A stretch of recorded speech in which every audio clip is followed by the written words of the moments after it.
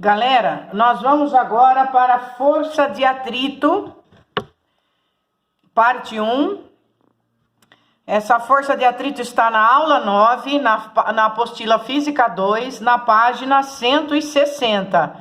Abram lá a apostila, por favor, e acompanhem com ela. E tentem fazer os exercícios para melhor proveito das aulas, pessoal, tá bom? O simulado tá vindo aí dia 17 e eu quero que vocês tirem de letra esses exercícios, beleza? Bora então ver o que é força de atrito. Gente, a força de atrito, ela é sempre contrária ao movimento e ela existe para auxiliar a gente. Se não tivesse força de atrito, nós não poderíamos, por exemplo, andar. Porque por que a gente caminha? Como que a gente consegue andar? Olha aqui uma foto na apostila suas. Nós conseguimos andar porque nós fazemos uma força no chão para trás.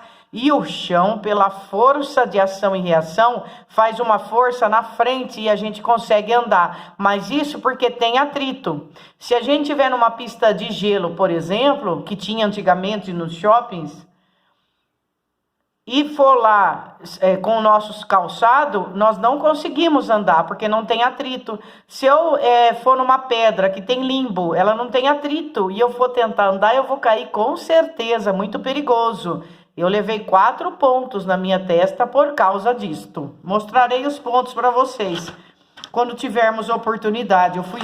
Eu estava estudando a força de atrito. Muito bem. A força de atrito, gente, ela também acontece, como vocês viram lá, o exemplo do lápis que eu coloquei na parede com vocês, por causa da compressão entre as superfícies, tá? E essa compressão resulta na força normal, porque você faz uma força na superfície e a superfície reage em você e faz uma força normal, tá bom? Então, por causa dessa compressão, por causa da rugosidade da superfície, tem superfície mais rugosa ou menos rugosa, olha aqui ampliando a rugosidade, isso aqui ó, é a rugosidade da superfície. É ela que, essas diferenças aí, essas reentrâncias, que originam a força de atrito e que permite que as baratas andem pela parede, a formiga anda pela parede, porque ela tem uns ganchinhos e ela vai segurando nessas reentrâncias. Essas reentrâncias permitem que tenha a força de atrito, certo? Muito bem. Aqui está o exemplo de uma bicicleta. A força de atrito, gente, ela é sempre contrária ao movimento. Então, a bicicleta está se movendo para a direita. Aonde vai estar minha força de atrito? Para a esquerda, tá? A força de atrito é sempre contrária ao movimento. Agora, preste atenção num detalhe. Se eu estiver brecando, olha como ficará a minha força de atrito. Deixa eu pegar uma folha aqui, Rapidex. E fazer um esquema assim, para mostrar uma coisa para vocês. Vamos supor que esse aqui seja um carro se deslocando. E esse carro está brecando. Quando ele está brecando, a força dele é para cá, não é? Porque é a frenagem, ele está brecando, a aceleração é negativa nesse momento, certo? E aí, se for pedido para a gente desenhar a força de atrito, essa força de atrito, ela vai ser para cá. Por quê, gente? Porque a força de atrito é sempre contrária à direção, ao sentido do movimento, tá? O movimento agora está indo para a esquerda, então minha força de atrito é para a direita, tá bom? Existe uma coisa que se chama coeficiente estático ou coeficiente cinético, que é causado pela força de atrito. É que funciona assim. Vamos supor que aqui eu tenha uma cadeira, tá? E eu vou fazer uma força para mover essa cadeira. E eu começo a fazer uma força, por exemplo, de 5 newton e não consigo tirar ela do lugar. Por que isso está acontecendo? Por causa da força de atrito que tem no solo, não é verdade? Esse chão aqui tem toda uma rugosidade e tem uma força de atrito oposta ao meu movimento. Quando eu não consigo movimentar, significa que se eu estiver fazendo uma força de 5, a força de atrito vai fazer uma força de 5 também. Vamos supor que seja com 10 o limite dessa força de atrito, 10 newtons. Então, quando eu fizer uma força de 8 newton, a força de atrito vai responder com uma força de 8 newton. Quando eu fizer de uma força de 10 newton, vai ser o limite. É a força de atrito máxima, estática. Força de atrito estática máxima que ela vai aguentar. Se eu fizer um 10,1 de newton, eu consigo fazer a cadeira se movimentar. Aí não é mais força de atrito estático, é força de atrito cinético ou dinâmico, tá? Então aqui tem duas teorias para falar para vocês. Primeiro, existe o coeficiente de atrito cinético e o coeficiente de atrito estático. O que é isso? E o que é isso aqui?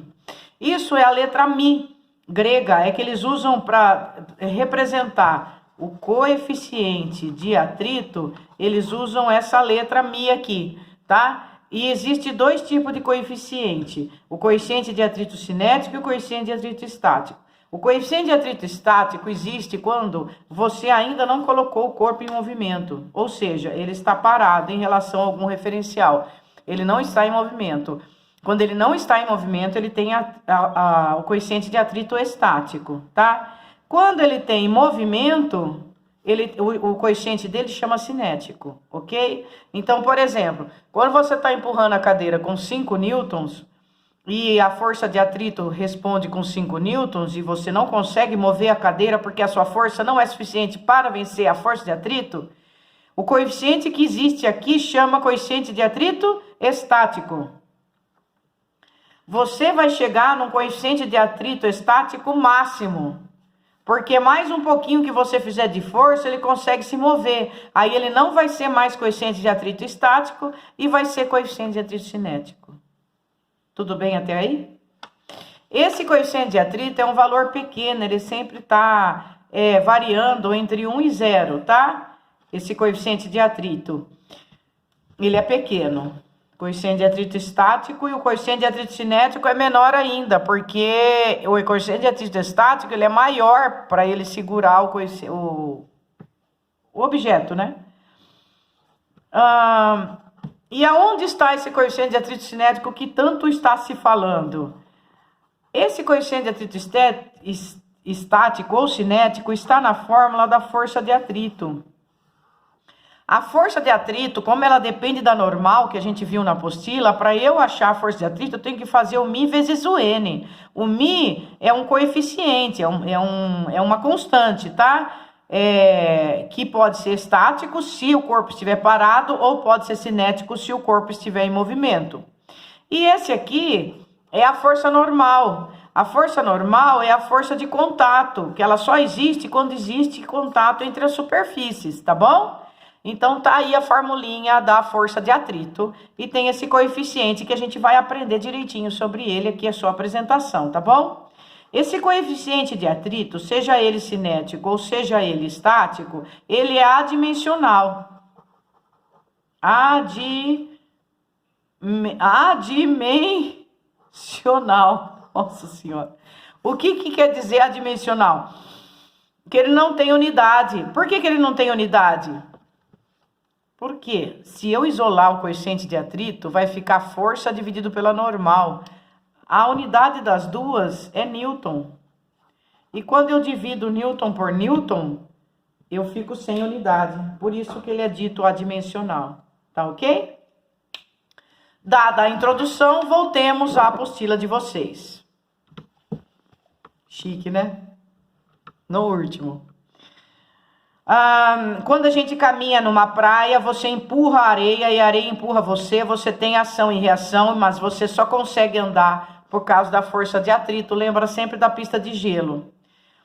As forças que aparecem num corpo, gente, que nós já estudamos. Ó, aqui está um bloco. Esse bloco, ele está sobre uma superfície. Então, ele faz uma pressão. Essa pressão, ela muda de acordo com o peso que o bloco tem. Quanto mais massa, mais força ele vai fazer para baixo.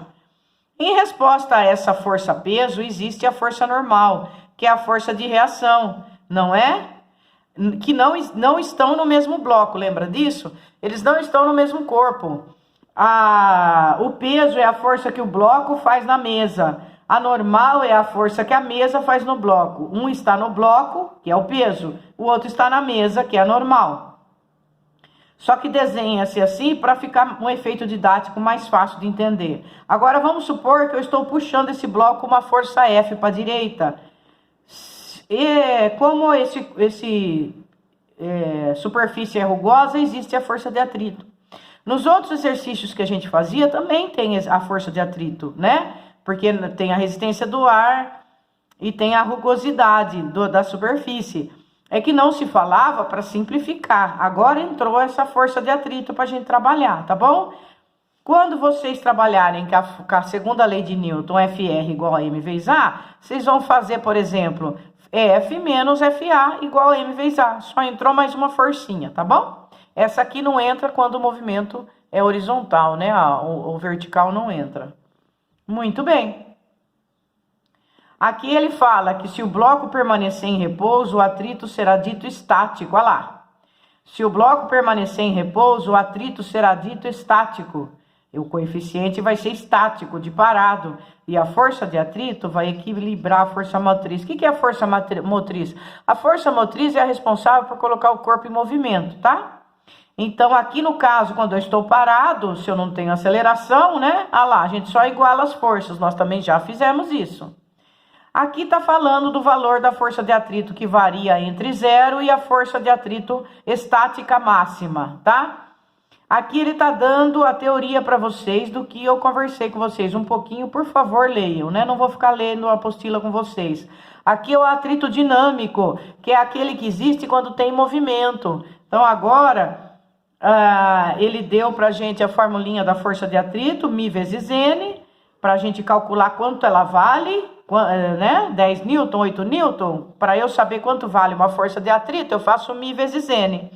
E aqui está de novo representando o que nós fizemos, só que agora com velocidade. Se ele está em movimento, para eu, por exemplo, resolver esse problema... Depende da situação, seria FR, que vai ser a força, menos a força de atrito cinética, igual a M vezes A. Esses dois não entram porque eles estão na vertical. O comparativo do atrito dinâmico e estático, olha lá, o coeficiente de atrito estático, ele é maior ou igual ao coeficiente de atrito dinâmico, tá? Ele é maior, gente, porque é mais difícil você conseguir tirar um corpo e começar a colocá-lo em movimento do que depois de mantê-lo em movimento, concorda comigo? Você sente a resistência, vai empurrando uma cadeira devagar, você tem mais dificuldade para começar a movimentá-la. A hora que ela estiver em movimento, você tem mais facilidade para mantê-la em movimento, tá bom? Aqui vai mostrar esse negócio de valor da força de atrito para vocês, ó. Aqui tem uma análise gráfica dele. Aqui tá a força de atrito. Esse aqui tá um gráfico linear para mostrar a força de atrito estático. Qual que acontece? O corpo está inicialmente parado. Você começa a fazer uma força nele. Ele começa a aumentar o coeficiente de atrito estático para segurar. Até uma hora que ele não aguenta mais. Aí há uma queda, que você vem pro atrito dinâmico. Tudo bem? Uma representação gráfica, então, do que está falando. Aqui, mais uma vez, tem um bloco. Quando ele está em repouso, a força de atrito é igual à força motriz e vai ser igual a 0. Ele está em repouso. Quando ainda em repouso, está mostrando aqui as forças. Você começa a puxar... Você tem que aumentar a sua força devagar para que você consiga tirar ele em movimento, né? Tirar ele do repouso.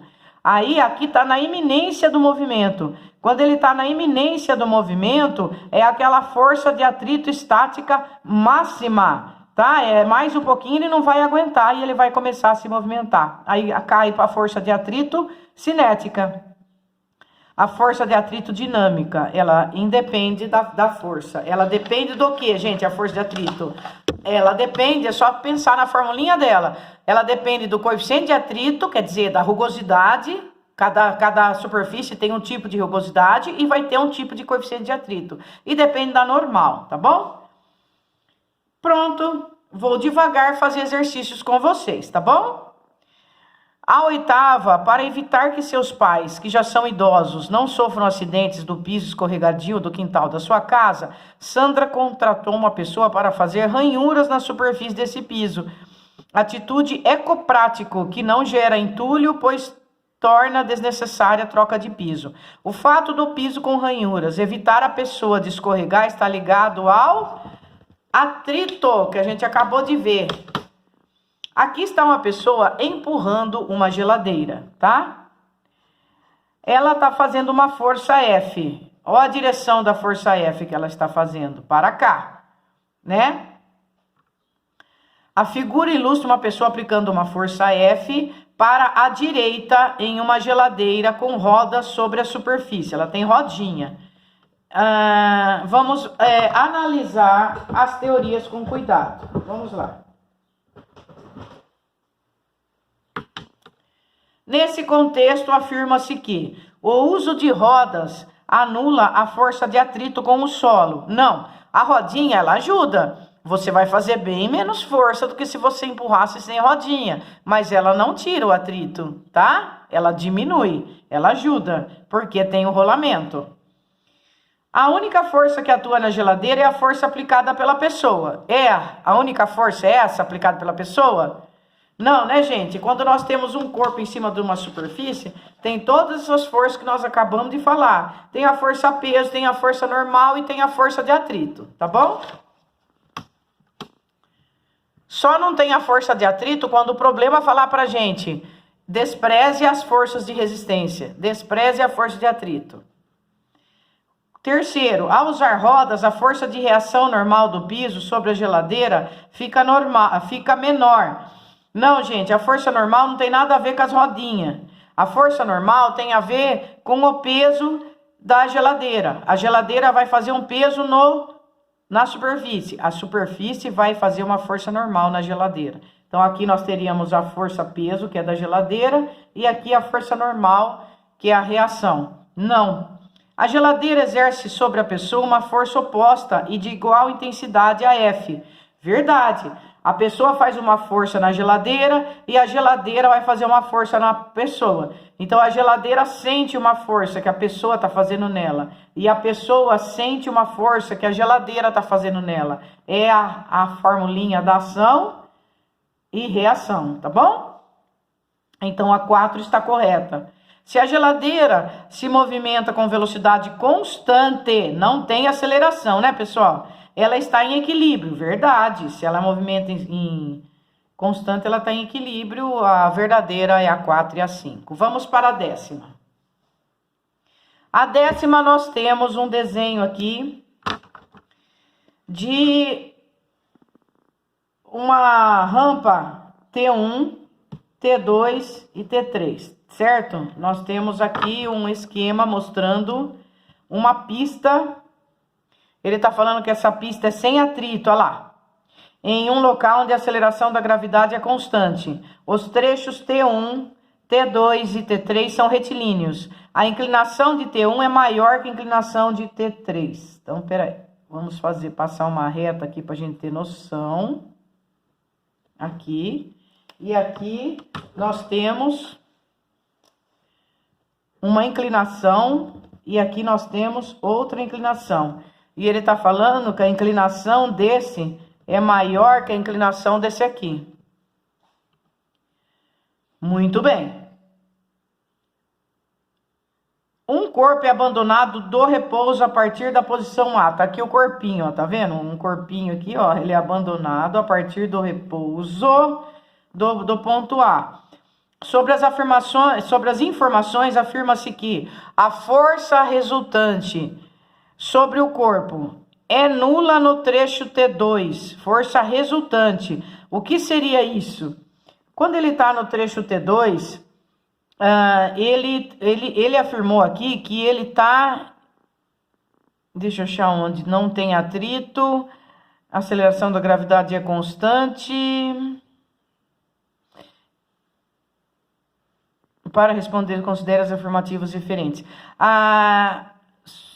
Sobre a força resultante sobre o corpo. Gente, se ele não tem atrito e ele tem aqui uma velocidade constante, a força resultante é nula no trecho T2. Por quê?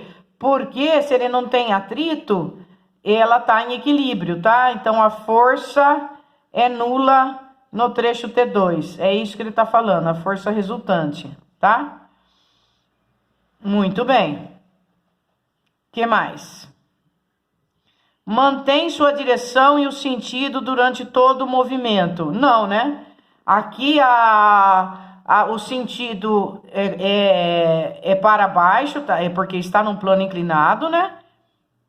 Depois eu desenho na folha para não ficar riscando aqui. Aqui é na horizontal e aqui mudou totalmente. Não, ele muda a todo momento de direção, certo? E de sentido. Aqui a direção é horizontal, aqui a direção é inclinada, aqui é inclinada, aqui o sentido é de cima para baixo, aqui o sentido vai ser de baixo para cima, aqui o sentido da esquerda para a direita, não. 3. É maior o módulo no trecho 1 do que no trecho 2. O módulo da força. Muito bem. Vamos pegar uma folha.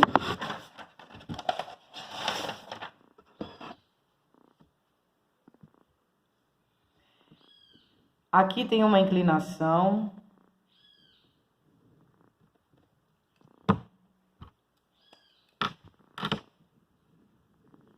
E aqui tem uma inclinação mais menor que esta aqui, né?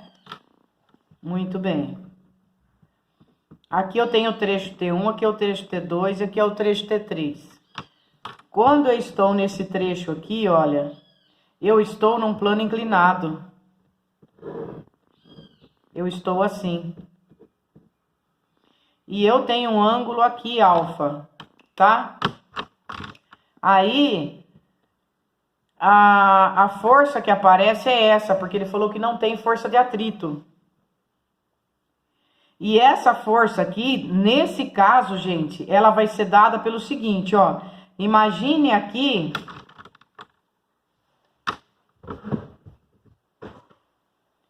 o eixo Y e o eixo X, certo?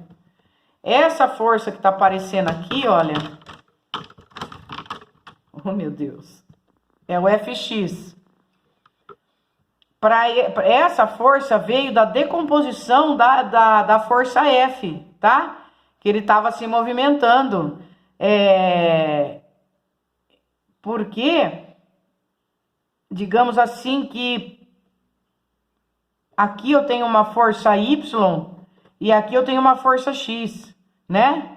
E aqui está o plano inclinado. Essa força que ele mostrou já é a força X, que ela vem de uma força que foi decomposta. Essa força X, ela tem também um ângulo de inclinação, que é esse aqui, que é esse alfa. Só que agora, esse ângulo de inclinação, gente, ele está assim, olha. Esse ângulo de inclinação, ele vai fazer isso. De tal forma que o meu ângulo alfa, ele está aqui. Porque aqui está o 90 graus. E escorregando vem o meu ângulo. De tal forma que o meu f de x, que é esse aqui, ó, ele é cateto oposto em relação a esse ângulo. Então, nesse caso, o meu f de x vai ser f seno do ângulo. E o seno, ele está em pé. O seno, por exemplo, de 90 graus, ele é igual a 1, ele é o máximo. Isso significa que quanto maior o meu ângulo, maior o meu seno. Se esse ângulo aqui é maior, esse seno vai ser maior. Isso significa que essa força no trecho T1 vai ser maior que a força no trecho T3. Por que isso? Porque o alfa é maior que o beta. E quanto maior o ângulo, maior o valor pro seno dele, tá? Porque o seno ele aumenta. Seno de 0 é 0, Seno de 30 é meio, seno de 45 é raiz 2 sobre 2, seno de 60 é raiz 3 sobre 2, seno de 90 é 1. Então, a força no trecho T1 é maior que a força no trecho T2, está explicado por que é verdadeiro, e nós ficamos, então, com a alternativa na letra C, tá bom? Nós vamos voltar depois em plano inclinado para poder ver direitinho toda essa situação falada. Vamos por partes, como diz o esquartejador, tá? Vou fazer o 11º com vocês. O 11º, o desenho na apostila, não sei se eu que sou cega, mas ele para mim, ele tá de difícil visualização, né? Mas eu vou passar ele para cá na folha para vocês. 2 segundos só que eu vou pegar o desenho dele que eu fiz aqui. Só um minuto. Porque eu não enxerguei esta vassoura. Ai. Ela é assim, ó. A história é assim.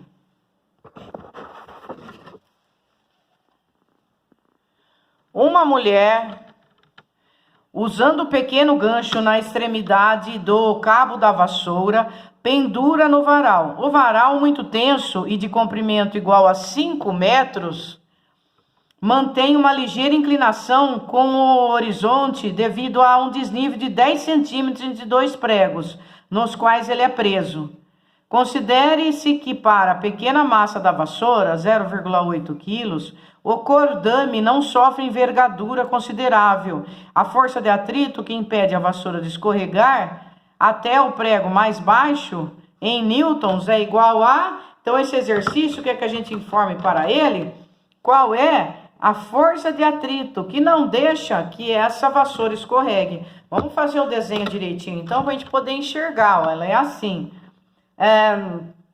Aqui está o varal de 5 metros de comprimento.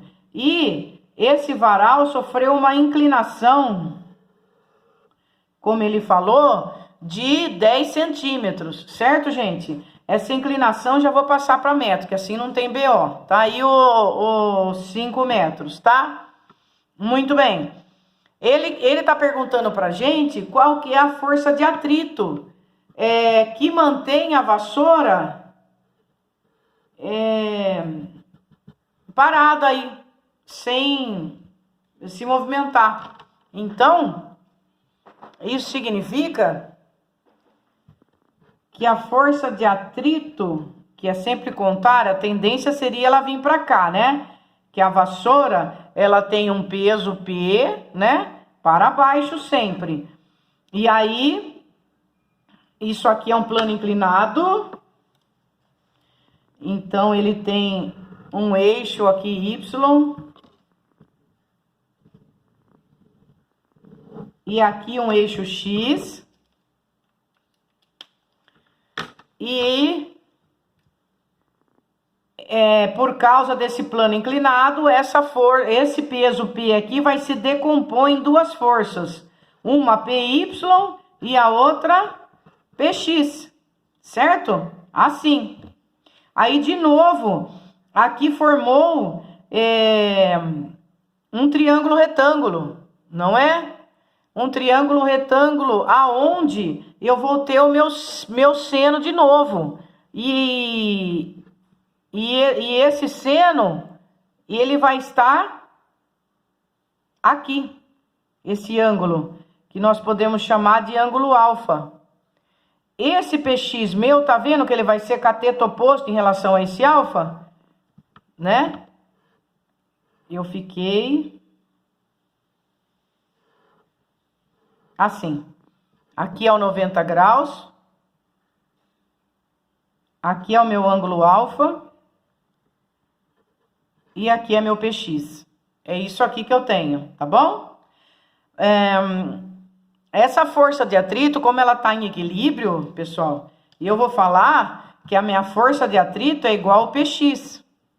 Tá bom? Então, para eu achar a força de atrito, basta eu achar o meu PX. E quem vai ser o meu PX? O meu PX, ele vem da massa vezes a aceleração. É ou não é? Né? A massa vezes a gravidade.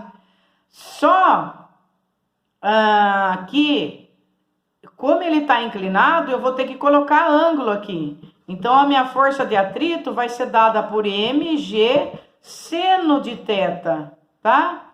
mg seno de θ. Por que mg seno de θ?